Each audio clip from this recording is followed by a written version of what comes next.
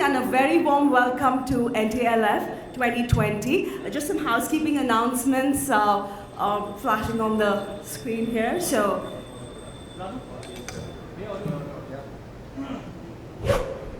good morning. Welcome to NASScom Technology and Leadership Forum 2020. Please direct your attention to the screen as we review the fire and safety procedures. For fire detection, there are addressable smoke detectors and portable fire extinguishers, along with automatic sprinklers.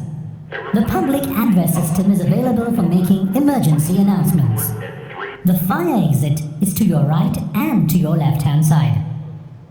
The doctor on call is available for medical assistance, and the first aid kit is available with the banquet team. No mock-up fire drill has been planned today. In case any announcement is made through the PA system, it will be the real announcement.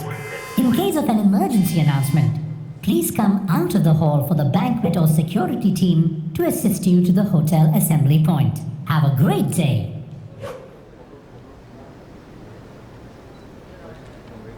so once again, a very warm welcome, and hope you have a good 3 days of knowledge sharing, learning, and networking. Without much ado, I take you into the first session, when health and tech converge, healthcare's new blueprint. For this session, we have Mr. Pramod Bhasin, who will be chairing the session, founder and chairman, Clix Capital. And we have with us on the session, Dr. Anoop Amarnath, chairman, Geriatric Medicine, Manipal Hospital, Amandeep Gill, project lead, International Digital Health and AI Research Collaborative. And then we have Bhargav, Shri, Prakash, founder, Friendslearn. With that, Pramod, I hand over the session to you. Thank you very much. Good morning, everyone. How are we? We're a little awake, I hope, at the beginning of NTLF, and I hope you have a wonderful few days here. It's a fantastic event every year, and I think it gets better and better given the combination of people who pull it together, and of course, the fantastic speakers that we always end up with. My honor and privilege to be here to kind of moderate this first panel. I don't want to be a moderator particularly. I'd like to hope that we can excite you a little bit, talk to you about some of the key themes in healthcare and the convergence of healthcare and technology, but most importantly, have our eminent panelists talk to you. We have a fantastic panel. I'm not going to go through and introduce each one. I think their resumes and bios are accessible on websites. I hope you will join me in believing that once you hear them speak, you will recognize how wonderful they all are and how eminent they all are in their own field. We could not have asked for a better panel. I'll start just by saying that the tragedy of our world to some extent is that even in the most developed countries, apart from a few exceptions, perhaps say in Scandinavia, healthcare has failed. In the US, it's too expensive. In the UK, the lines are too long. In India, it's too fragmented and the quality is uncertain. And generally, healthcare just has not reached the dimensions it could have. And yet, it is a very, very basic right for every citizen of every country.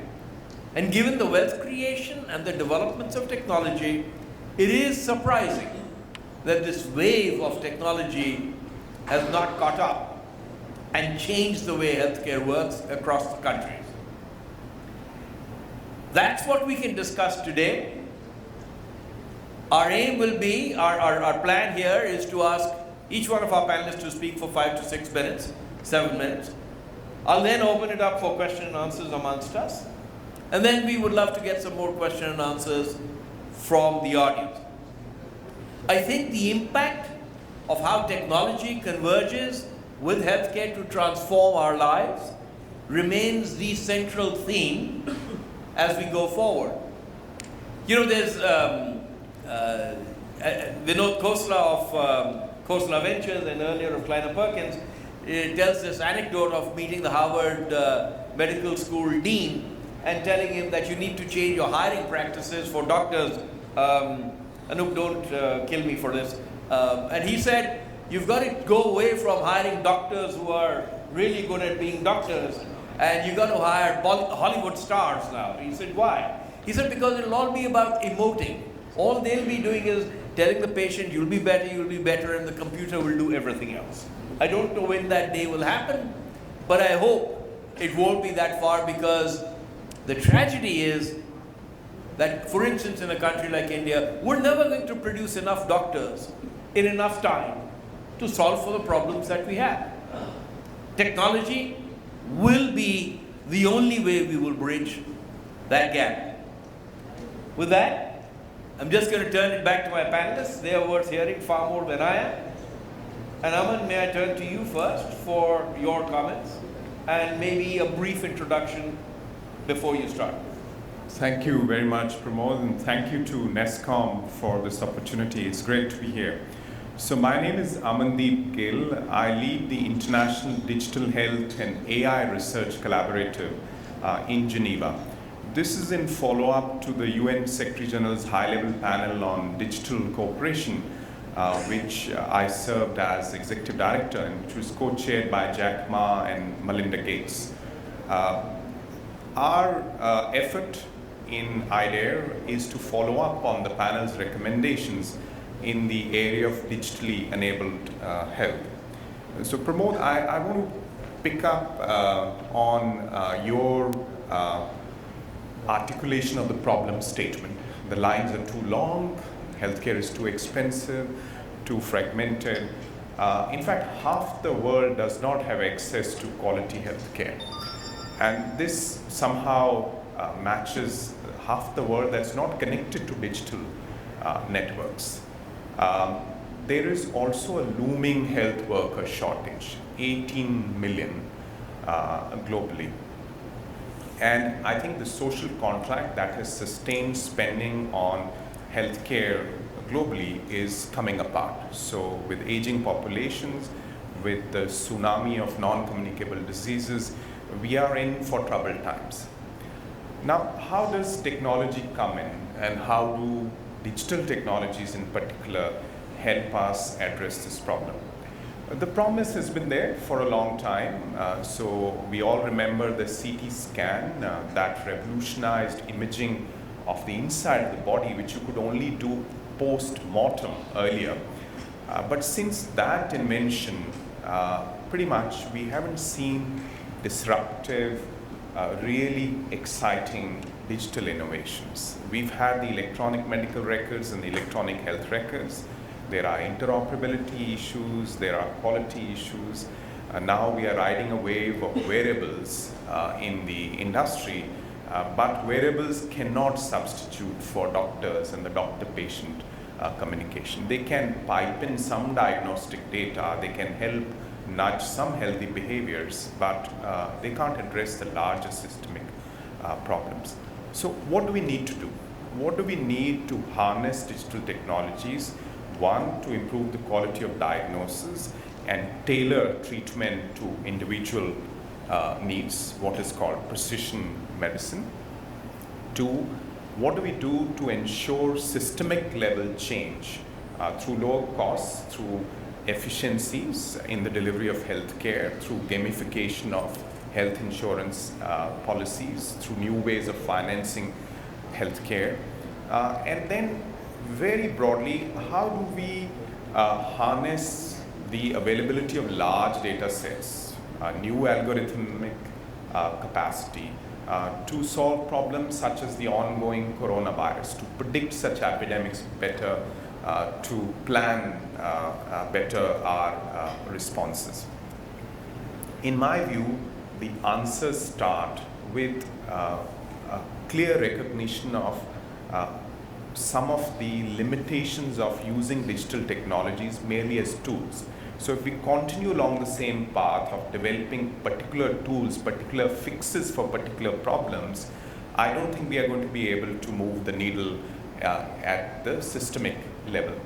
What we need to do instead is look at digital technologies as an opportunity to reimagine the delivery of healthcare.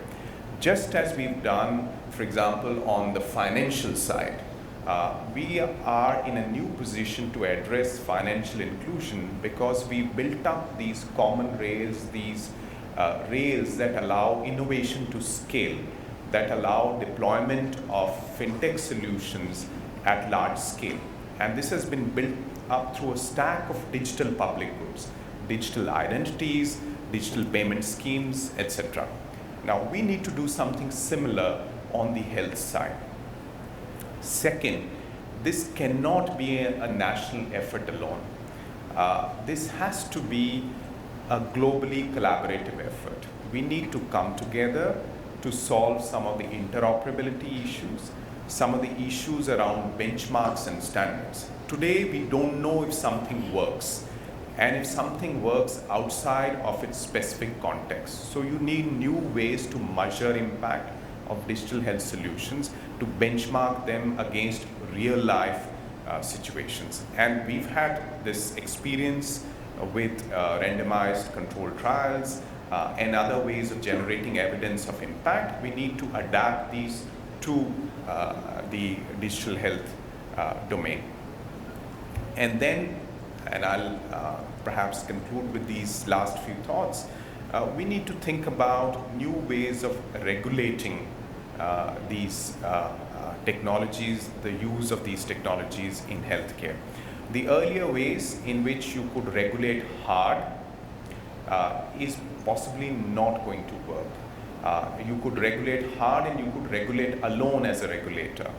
In this case, you have to collaborate in putting together smart regulation, and you have to accordion regulation in accordance with the risk. Where the risk is high, you regulate hard. Where the risk is manageable, you regulate soft. There are examples, for example, the digital sky policy to govern the use of drones in India, a totally paperless governance scheme, has been put together by industry, by the Civil Aviation Ministry, by civil society in a collaborative way. And these are the kinds of regulatory solutions we need in advance, quickly, for the health space. So I would come back to some of these themes during our discussion, but I just want to leave one slide on the screen for you, which just explains why it's important to bring together, why it's important to federate globally research and innovation, federate data and algorithmic expertise, and also federate value creation. The value that's going to come out of digital health solutions should not be concentrated only in a few companies in the Silicon Valley or in Hangzhou and Shenzhen. It should be widely spread, and that's the only way to scale. If we just let it build up in a few concentrations, geographical concentrations, we are not going to be able to move the needle on the appalling situation where half the world does not have access to quality healthcare. Very good. I think, you were talking earlier, and we'll come back to that, some of the great examples you had about, for instance, on coronavirus right now, of collaboration that is happening across the world. These are very interesting things. We'll get into that. Bhargav, may I turn to you? You're doing some interesting work. You have a few slides. It would be great to hear from you. If you could actually bring up the slides, that would be fantastic. No, I couldn't tell you how much. Can I just ask you to get the speaker? Yes, okay. So I'm really grateful for the opportunity to be here and to be amongst you. And maybe perhaps tell you a little bit about what we're doing. I'm an engineer. My name is Bhargav Shri Prakash, and I'm the founder of a company based in Palo Alto in California. And we're working on an area of creating vaccines based on some neuroscience research. But to give you some context, I'm an engineer by training.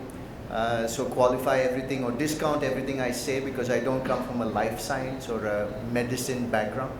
But come to healthcare, I guess, with a passion to try and create impact. But I grew up in Chennai, and then went to the US in 1998 for graduate school. I'm a mechanical engineer by training, so you could probably be wondering why a mechanical engineering degree gives you anything to qualify you to work in health. But I specialized in computational fluid dynamics and thermodynamics. I went to the University of Michigan in Ann Arbor for my master's degree right after my undergrad here in Chennai. And then I had a journey of entrepreneurship. My research in graduate school got spun out of the university. We worked in the automotive industry, specifically to predict fuel economy and do simulations. And that company got bought in 2005. And then I left the auto industry world and did a company in the VR space and virtual reality in an education application. That company eventually got sold as well to a family office and a private equity fund. And then I was investing myself, so completely different industry.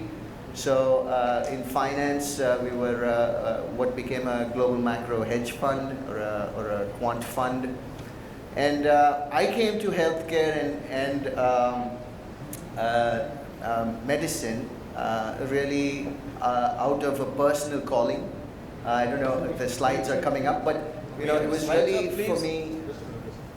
The slides are up. Can we have the slides up? Yeah, just a minute. Just a minute.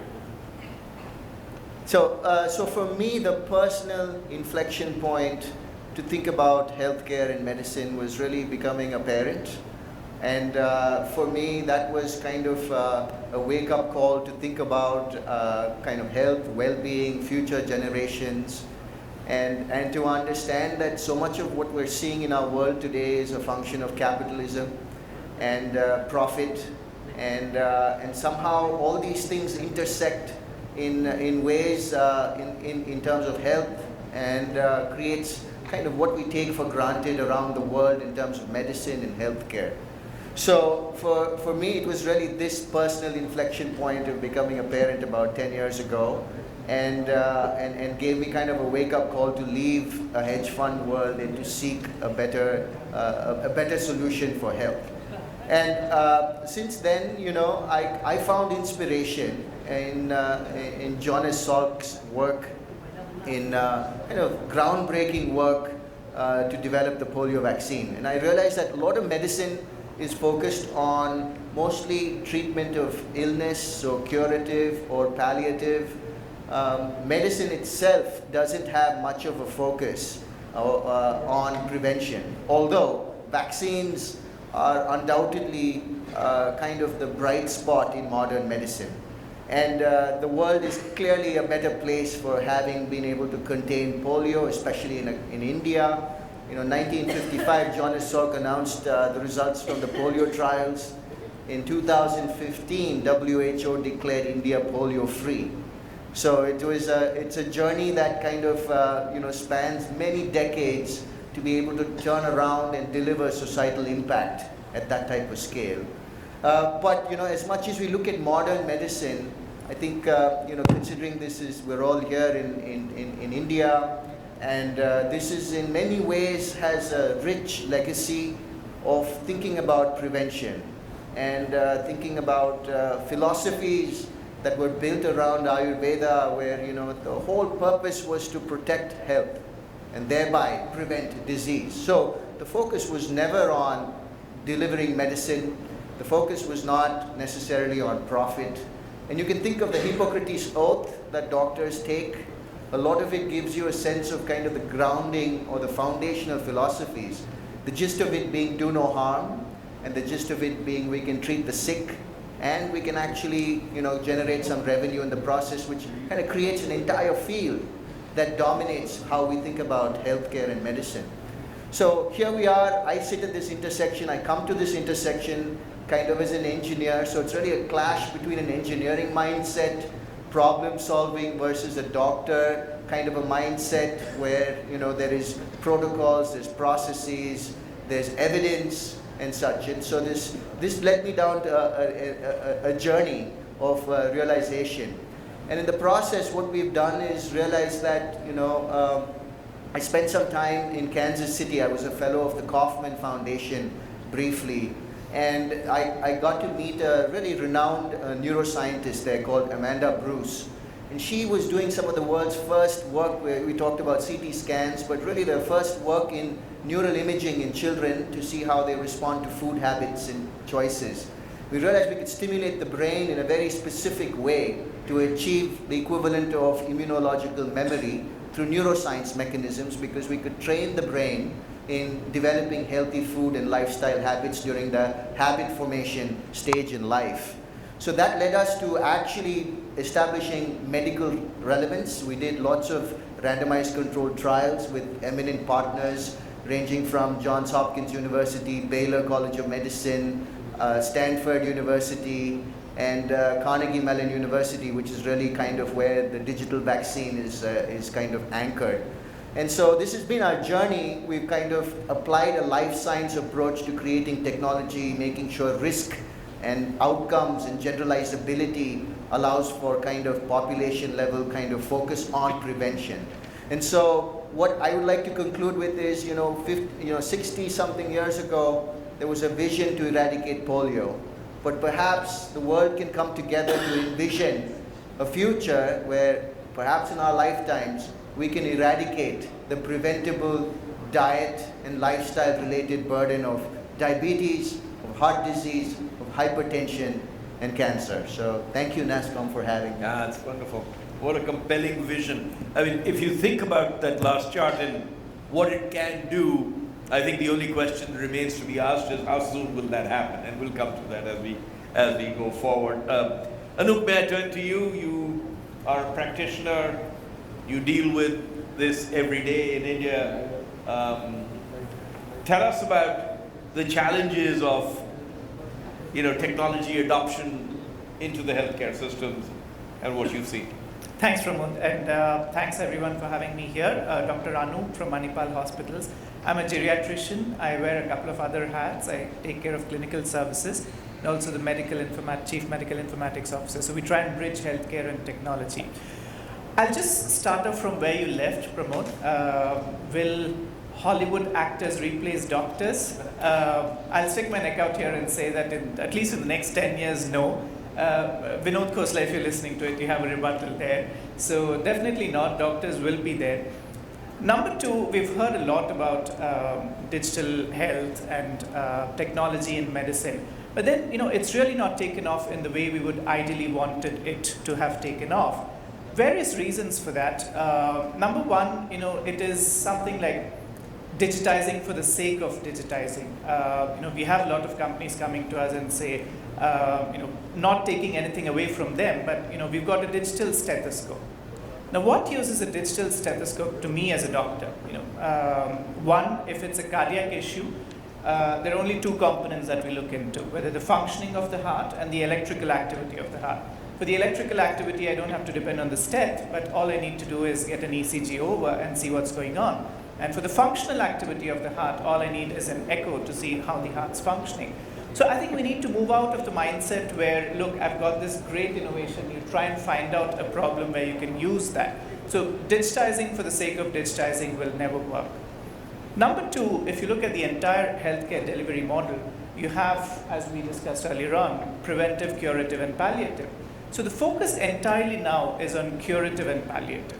And one of the cringeworthy terms, which, if I can use the word, in hospital boardrooms is ARPP, or average revenue per patient. I think we need to move out of that. We need to look into preventive, average health of a patient, if that's the term which we need to be looking at. How do we ensure that people are healthy and not move into the curative aspect? So on the shop floor, on the ground, when I'm treating a patient, what are the things that I look for from technology? Not a digital stethoscope, definitely no. But then if there's something like, I've talked about it in the previous NASCOM meetings, and I'll talk about it here as well. And it's a challenge. And do you have a truly non-invasive blood glucose monitor? That's what I need as a doctor.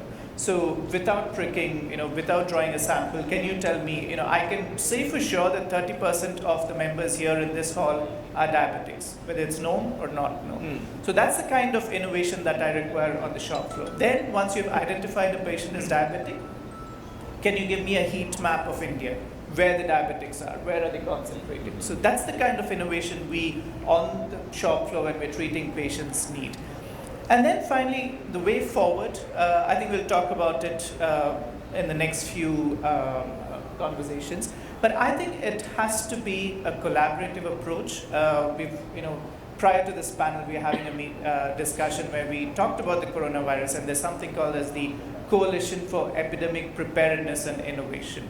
So that from the time a new disease is looked at, 16 weeks from then, we need to be prepared with a vaccine. So I think something similar to that we need in healthcare, Coalition for Digital Preparedness. So do I have a new, say a Bluetooth technology which is coming up, how do I incorporate that into medicine and then make that actually useful for a doctor from a preventive point of view? Absolutely. So these are the things which we as practicing clinicians need rather than digitizing for the sake of digitizing. Very good, very good.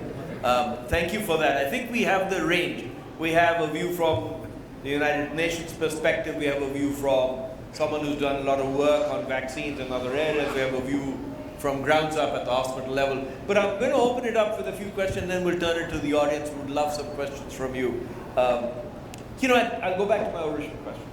Technology has made enormous progress. We keep talking about it. This is a celebration of the achievements of technology in this country and across the world. At NASCOM, we're all heavily embedded in technology. And yet, without question, in healthcare, it just hasn't had the impact that it should have had. Let me attack with one or 2 points. One is just sheer prevention. We all know, every layperson who reads a little bit about healthcare knows that if we could significantly expand awareness and prevention, it would, perhaps without exaggeration, stop 50% of the diseases that currently exist. And yet that doesn't happen. So I have 2 questions and I would love a back and forth on this. One, why doesn't technology scale faster and have a faster impact? And 2, do we need a different model? Is capitalism always going to focus on curative and palliative and not on preventive? Is that part of the issue that we face? Is that how just the whole industry works? And the last one I would tell you is, ask you to help us with is, I'm not a technologist really, but I'm pretending to be one.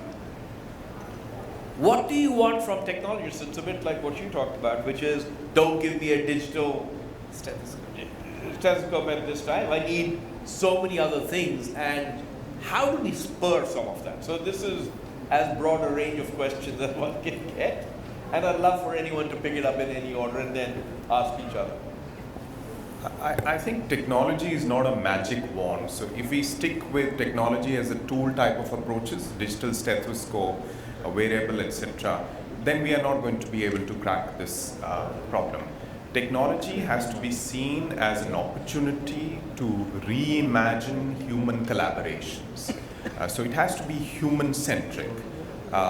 It doesn't take away the problems of the analog world.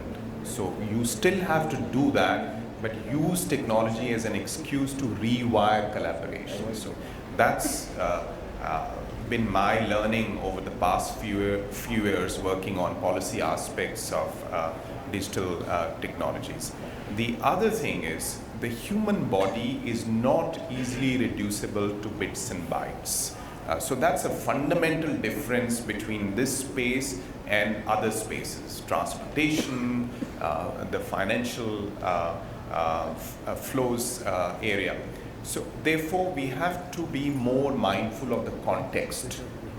So this has to be context sensitive, and we have to make sure that a larger number of, you mentioned, the failings of the capitalist system in a sense. So I think we have to stay with that, the role for the private sector, for entrepreneurs, but try and shift incentives in a way that you allow for the preventive aspects to come in, you allow agency for patients, and you allow the physician-patient interface to retain its primacy. Yes. I guess what I'm going to ask you, I'm going to come back quickly on that question and say, who's going to do this? So, at the end of the day, we have to be able to address that. It's a bit like, the inventor of the internet. If they had charged for it, it wouldn't have anything like it. It's like the Aadhaar platform. How do we create collaborative platforms in healthcare which have profound global impact? I think the question of prevention automatically delivers global impact. The question of disruptive or really kind of unforeseen or so far uninvented business models is a whole other layer that will be required to kind of get any innovation for impact, for prevention, to actually deliver on a vision for global health.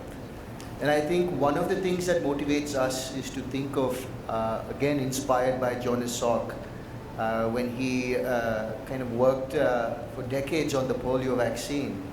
And there was no capitalism behind Jonas Salk.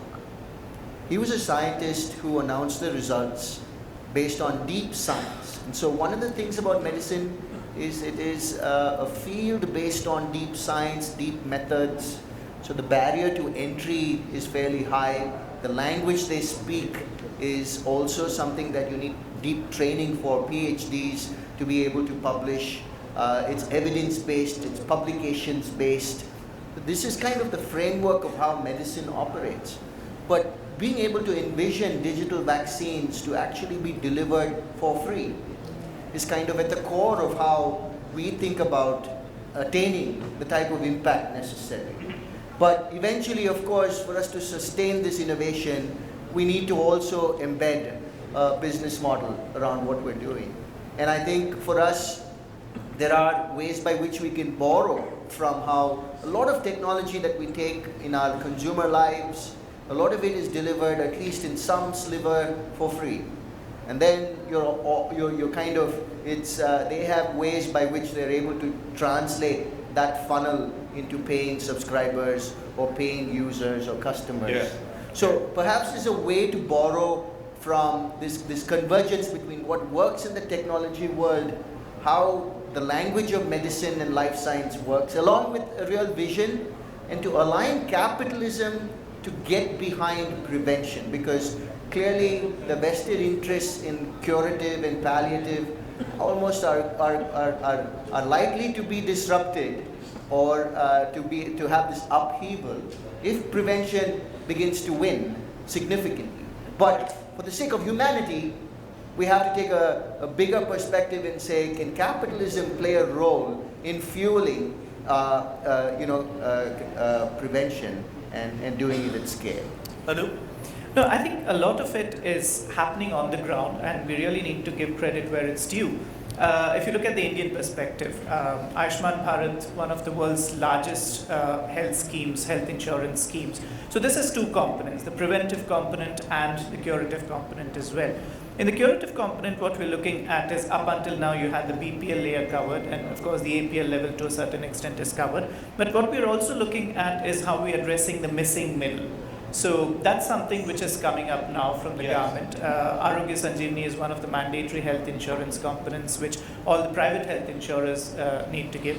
So I think we are headed towards universal healthcare. So the coverage is one part. What you're also seeing is the NHA has worked very hard on this to create the India stack. So all the data goes into the India stack, and that's a very good technology backbone on which this health system is built.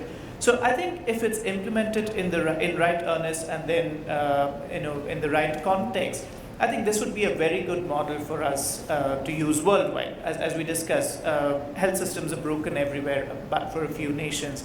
But I think if India stack, NHA, and the Ayushman Bharat work in the right context, I think that'll be a very good model to kind of look into. Absolutely. I think let me introduce just one more thought here, and I'll turn it to the audience soon, because I think we're going to be told any time now that we're run out of time, I'm sure. The coronavirus is showing how we need global responses. Mm-hmm. This is not a national event anymore. We need global responses both to control as well as to solve. It's not going to get solved on its own, and the ability for people to come together to be able to do that. Is that something that is happening fast enough, or is that something that needs to happen and governments need to get behind that just as much as they've tried to do with Ayushman Bharat, which is, I agree with you, a phenomenal exercise. But how do we bring these together? How do we bring nations to work together in this diverse area? I think governments have to play a role in creating these digital public goods, such as the India Stack, and now what's happening with the India Health Stack, Ayushman Bharat.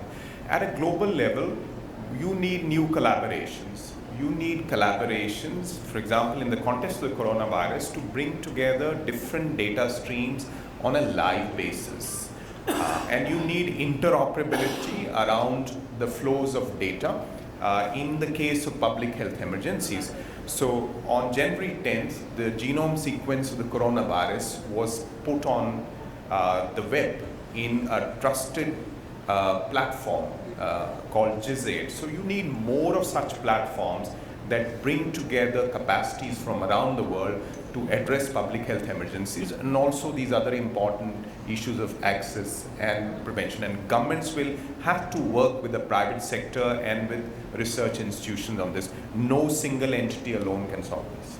Absolutely. I think one of the important things to at least be inspired by is the speed at which technology, when capitalism fuels technology, gets into our lives in ways that we can never imagine. I think there's enough talked about, how quickly smartphones have landed in every person's hands, and that was fueled by scalable technology. It was fueled by technology companies seeing an opportunity and capitalism playing its role in being able to create value and capture value. Of course, that's an unregulated field. Healthcare is obviously got its unique dimensions of governments being involved, regulations being involved. But like Dr. Gill here was saying, it's so important for coalitions to happen. We've been on this journey of creating digital vaccines. It's taken us 10 years. And we've had, in some ways, the luxury of being able to do it with self-funding.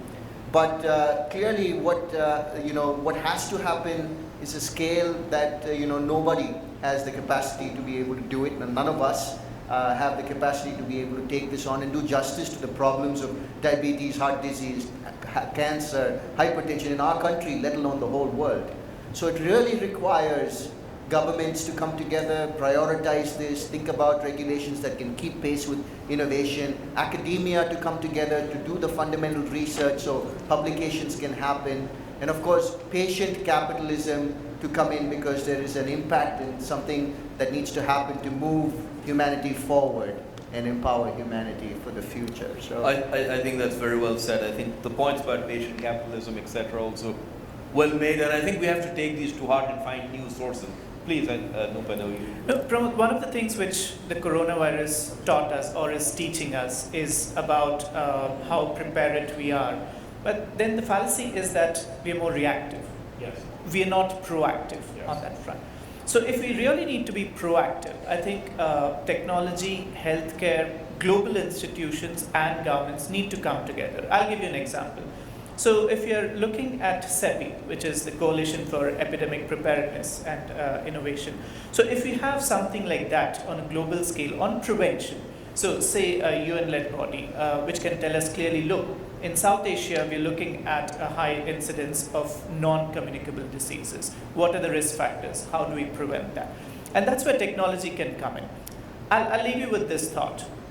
As doctors, with the help of technology or without the help of technology, we have the known knowns. Yes. Technology will help us to take one step forward to let us know what are the known unknowns. Say something like high sensitivity CRP being a marker for cardiac issues. So technology needs to give us the known unknowns. But then eventually what we need to do is have the unknown unknowns mapped into us. Yes. So that we can start treating that. Yeah, absolutely. Absolutely. And I think there is no other solution other than technology that will help bridge all of these gaps. I'm going to turn to one last comment, and this point I think I'm getting the nod here, which is always, sort of something that moderators worry about because it's in front and say, okay, it's fine.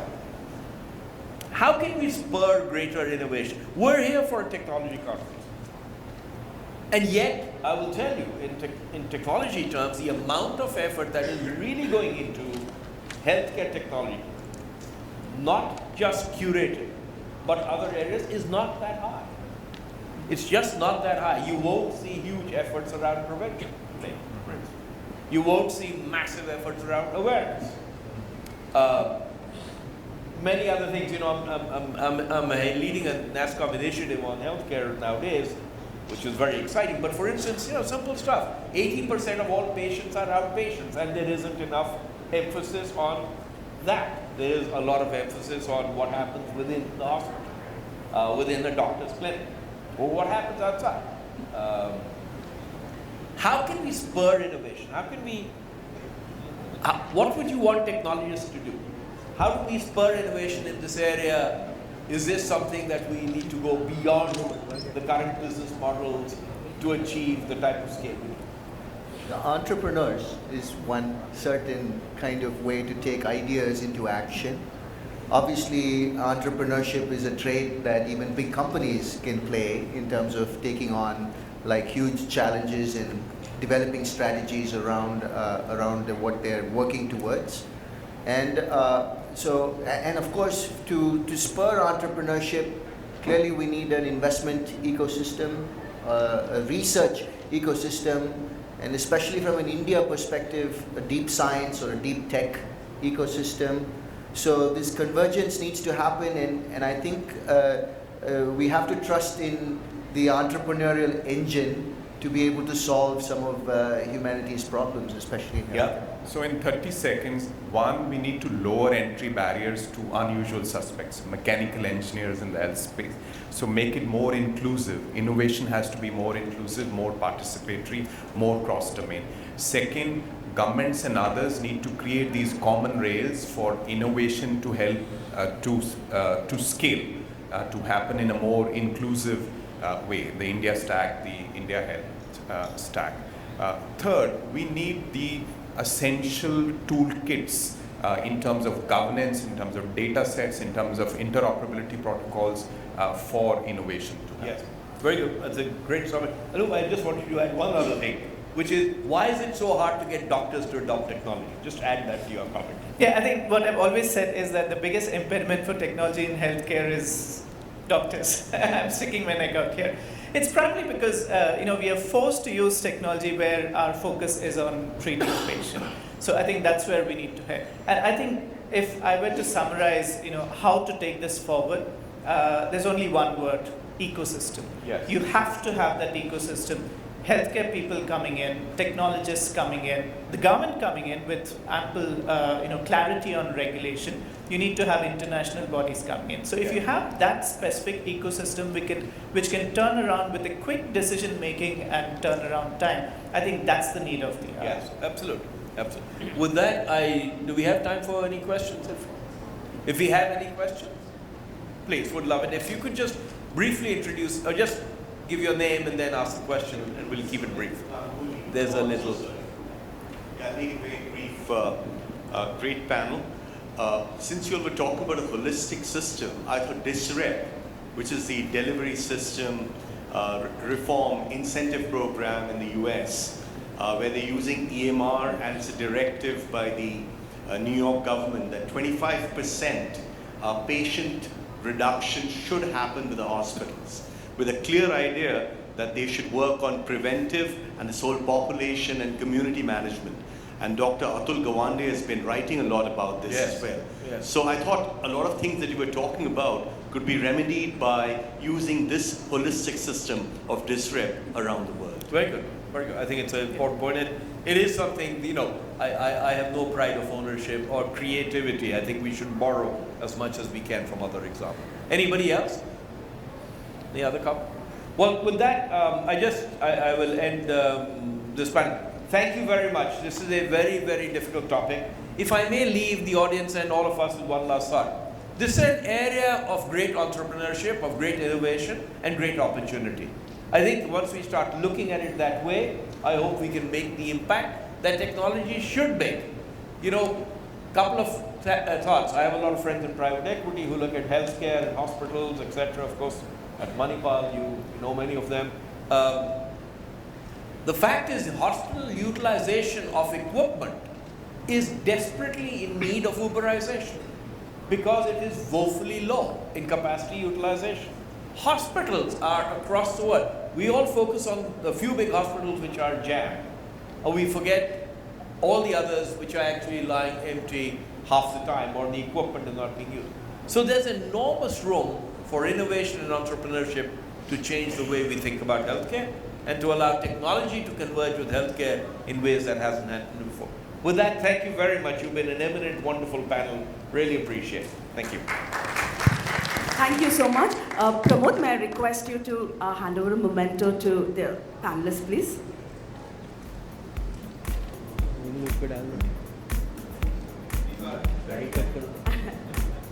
Thank you, Dr. Anoop.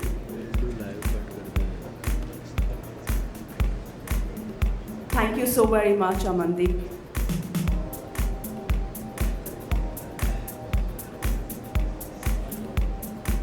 Thank you very much, Bhargav.